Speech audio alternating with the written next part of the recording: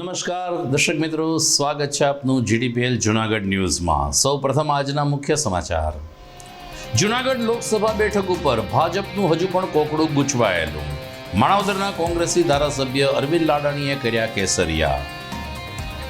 કાનોલ ખાતે પીએમ સુરત જન કલ્યાણ યોજના અન્વયે લાભાર્થીઓને ચેક વિતરણ કરાયું। મોદીએ વર્ચ્યુઅલ સંબોધન કરી મોદી સરકારમાં વિશ્વાસ મૂકવા લોકોને કર્યું આહ્વાન। ટેકનોલોજી અને મશીનરી મેળાના આયોજન સાથે પ્રાકૃતિક ખેતીના ફાયદા અંગે ખેડૂતોને અવગત કરતો સેમિનાર કૃષિ યુનિવર્સિટી ખાતે યોજાયો। બાટવા પાજોદની વચ્ચે હિટ એન્ડ રનની ઘટનામાં 3 મિત્રોના કરુણ મોત। ઇકો ચાલકે બાઇકને હડફેટે લેતા સર્જાયો અકસ્માત। અને ભરડાવા વિસ્તારમાં રીલ બનાવવાના ચક્કરમાં માતા પુત્રનો બચાવ, સ્ટન્ટ કરનાર યુવાનને પોલીસે પાઠ ભણાવ્યો। આ તમામ સમાચાર વિગતવાર જોઈએ તે પહેલા લઈએ એક બ્રેક।